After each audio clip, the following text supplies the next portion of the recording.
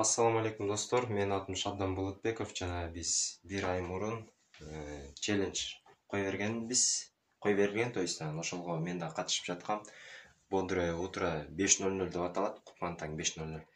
Бул челлендждин максаты бир ай бою күндө саат 5-те туруш керек да, саат 5-те туруп, любой нерсе кылса болот. Мисалы, эң башкысы туруш керек.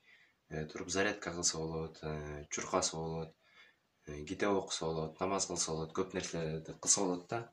Анан кийин пайдасы эмнеде? Пайдасы бул сила волени күчөтөт да.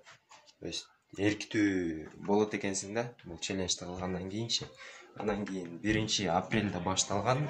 Азыр болсо 29-у, эртең бүтмөк, а мен бүгүн чыгарып жатам бул видеонучу. Ошентип бир ай өттү, уже өтүп калды. Эмнени айтам, чын эле адаттай болуп калат экен уже саат 5-те туруу. Бирок азыр орозо башталып, эрте туруудагы аракеттери болуп жатат. Ошон үчүн ошондой достор. А так полноценно өттүк деп ойлойм. Биринчи күндөрү албетте кыйналат экенсиң, 1-2 күн абдан кыйналып, мынтип тура албай каласың, араң турасың будильникти. Ошон үчүн 3 жолу коюп аттым, ар бирөөнүн ортосун 5 мүнөттөн кылып. Анан эрте турганга аракет кылып жаттым достор. Ошентип бир айдын ичинде адат болуп калды деп айтсам болот. Мындан ары деле тура берсе болот 5-течи, мисалычы. Эми эгерде өзүңөр кылып көрөм, текшерем десеңер, кылып көргүлө, албетте жакшы нерсе экен.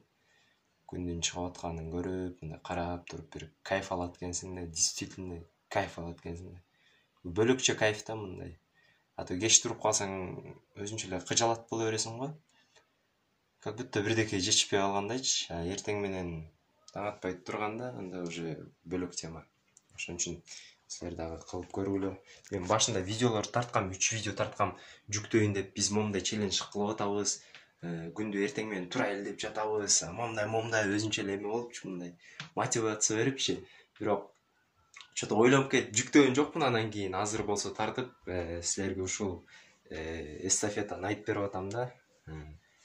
Эстафетага анча 4-3 киши постоянно катышты го дейм. Бара-бара көбөйүп, азайып, ушундай болуп. Ошол достор, ошондой тема. Да кызыктуу нерселер болсо, албетте өзүмдүн баракчама жүктөп турам. Айта кетсем, мен баракчам конкретный бир контент жөнүндө эмес, ар кайсы нерсе болушу мүмкүн. Ошон үчүн эгерде билбейм, личный влог да, мындайча айтканда, ар кайсы нерселер болушу мүмкүн. Ошондуктан жазылсаңар жазылып, жазылбасаңар жазылбай эле койгула демекчи мен. Ошондой достор, силер менен болгон мен Шабдан Болотбеков. Пока.